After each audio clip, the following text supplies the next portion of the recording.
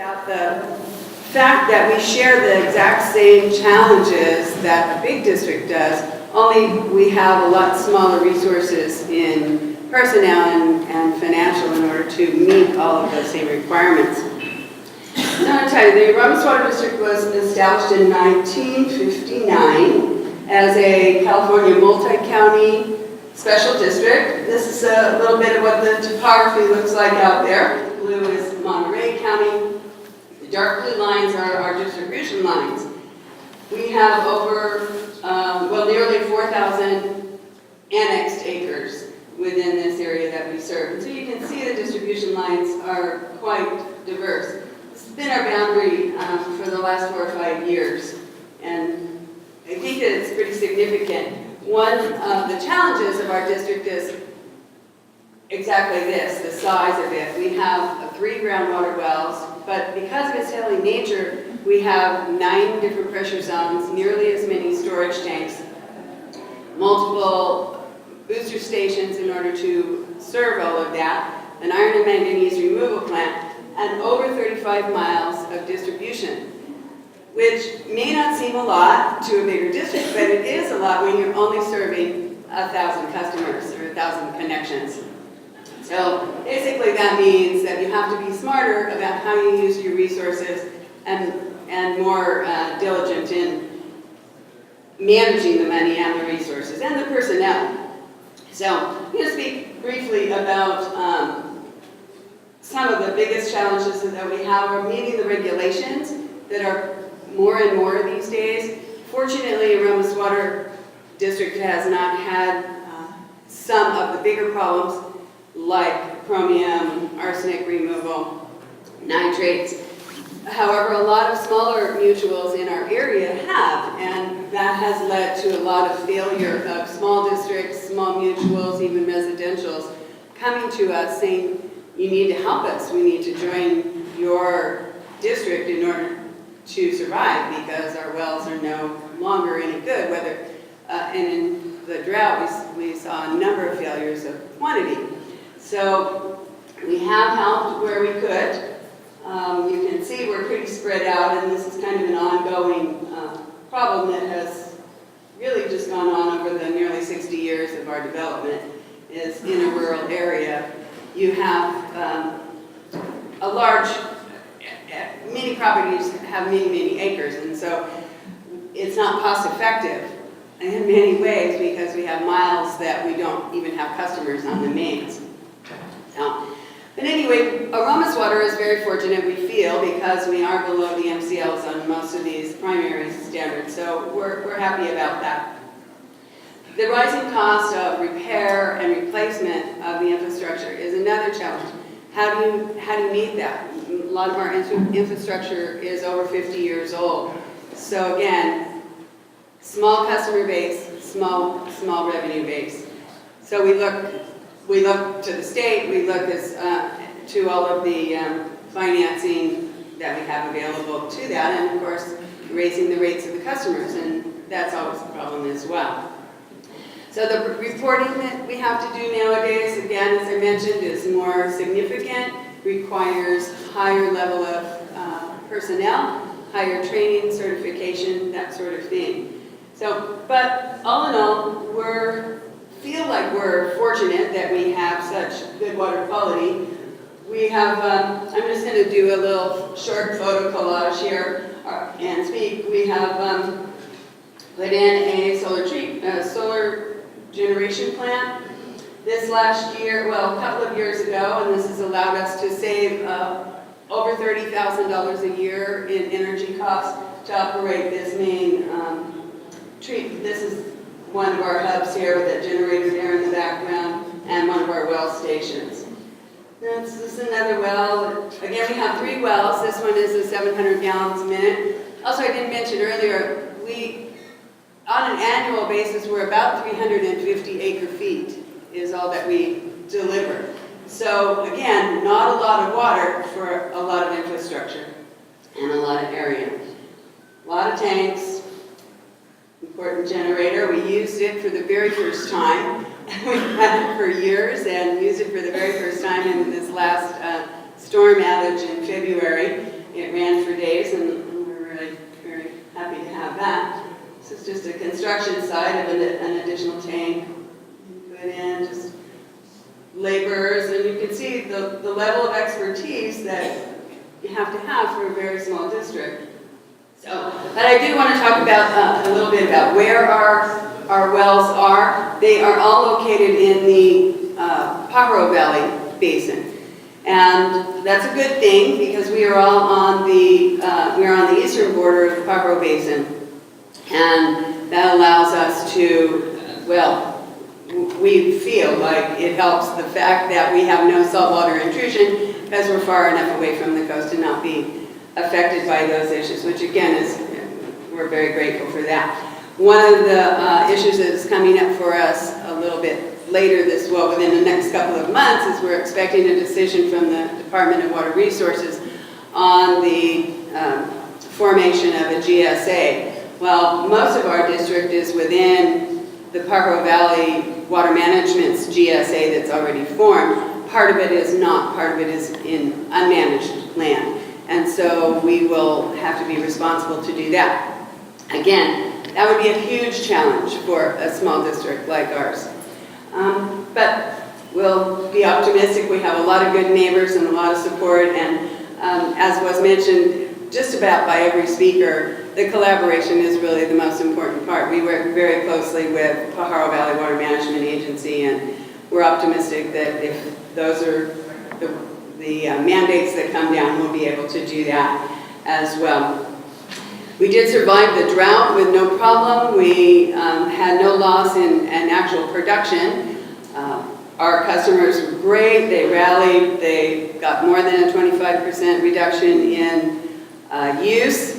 That also directly gave us a 25% reduction in revenue. So again, working through careful what you wish for, right? What we are most pleased about is being a special district, and I just want to touch on that just a little bit. I'm sure most of you know special districts have their directors elected at large generally, but from their service area. So our directors in most cases are actually receiving the essential service that we provide. And we feel very grateful that that's the case because we all really feel strongly about local control and keeping the decisions that are made for our district and our surrounding community close to home. And we know that those people that are making those decisions are directly affected by it themselves. I mean, they could be our neighbor. So I call it direct democracy. I think it's probably one of the better things that we have in our system for distribution of utilities of all sorts. And special districts can be cemetery, vector, fire, libraries, any number of essential services that we receive. So my name is Matt Orbach, for those of you who are still left here. I'm the Community Development Director for the City of San Juan Bautista. I actually worked for the city a couple of years ago as the assistant planner, and when I left, I went to SoCal Creek Water District in Santa Cruz County, where one of the main projects I worked on was the formation of the Santa Cruz Mid-County Groundwater Agency, which is the GSA for that groundwater basin. So all of this conversation today has been great for me because it's all the stuff I worked on, but in a neighboring county. So I was very excited when I came back to work for the City of San Juan Bautista in October, because one of the first things that the new City Council directed me to do was to put on a water forum. Very similar to this, except for it was just me talking. And it was great. They wanted me to cover water sources, water infrastructure, water quality, and cost. I produced all of these nice colorful brochures, which I put on the tables today, in case you're wondering what those were for. And we talked for several hours about water in San Juan Bautista. So today I'm going to give kind of a little brief version of that to you folks here so that you can also get an understanding of what's going on with water in San Juan. San Juan, as you probably know, a very small city, just under 2,000 residents. We provide water and sewer service to roughly 700 connections, both inside and outside of our city limits. 100% of our water, similar to SoCal Creek, is groundwater, and it comes from the San Juan Bautista area subbasin of the Gilroy-Hollister Western Valley groundwater basin. Our wells, we actually have 2 of them. Surprisingly, Aromas has more than we do currently. We have 2 wells in production, and then we have a 3rd well that is not in production due to high nitrate levels. We also operate our own wastewater treatment facility, just another point to add. I'll start with a bright spot, which is conservation. Recently in 2014, when all of the state directives came out, I was working for San Juan, and we did a good job of putting into place mandatory conservation measures.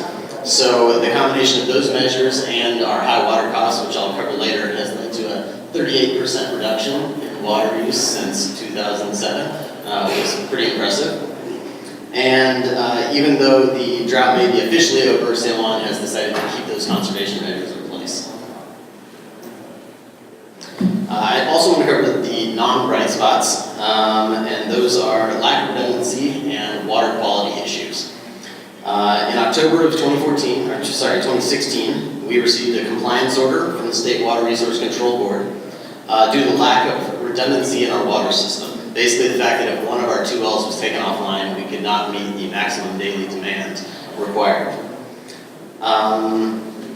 It also required us to do a source capacity planning study to demonstrate that we could keep providing water to our current customers and provide for any demand increase in the near future. Until that point, we are not allowed to have any new water connections, which is a big deal right now for us in particular, because we have 157 new housing units and a gas station that cannot get a building permit until that compliance order is lifted.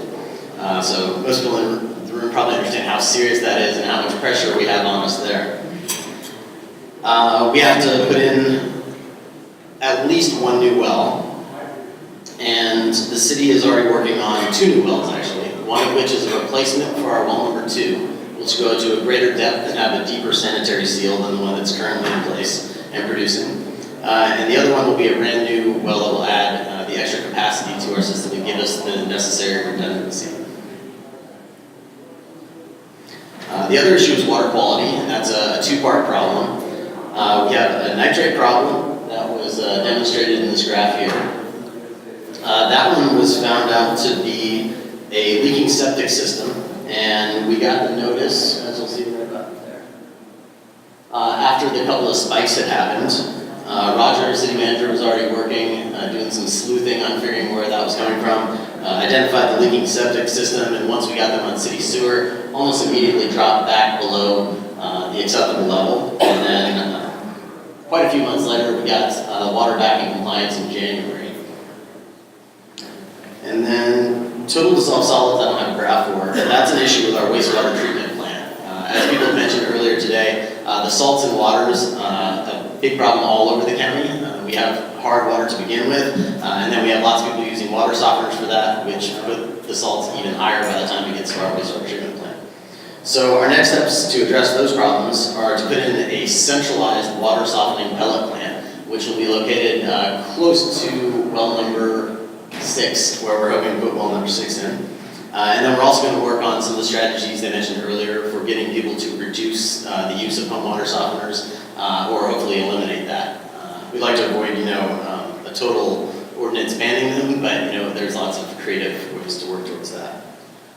That will get us close to the acceptable level, but we're still not sure whether that's going to get us there, so we might actually have to take additional steps, blending water or something like that towards the end to get it below the 200 limit. And the other issue that we're acutely aware of, which I've already mentioned earlier, is the cost of our water and sewer services to our customers. As the representative from Aromas Water mentioned, when you're in a very small pool of ratepayers, it doesn't take much to make the high cost of water infrastructure make bills go up significantly. Back actually before Roger or I were there, the city took out an $11.2 million loan to update water infrastructure. And Roger recently refinanced that, but the city still has $10.5 million left on that. So with 700 connections, you can imagine that gets spread over a very small pool, and that results in the base water and sewer bill in our city being $128.60. And that's not counting the $5.64 per 1,000 gallon unit on top of that. So that's a big concern, but it's just something that's going to continue into the future because you got to pay for your infrastructure. And we'll be paying that off over the next 29 years. So I'm keeping it real short here. In conclusion, San Juan Bautista is a small city that's grappling with very similar water problems that people are having across the rest of the state. City staff is working really hard to bring the water system into compliance with state standards. We want to ensure a reliable and high-quality water supply, and we also want to minimize cost to our ratepayers. But the reality is that our customers will be facing high water bills for many years to come, and that's just the new reality of water in California. We heard a lot of great information today. And by the way, for those speakers that are still here, we have DeRose Dry Farm Zinfandel, Save Water, Drink Sandy County Wine.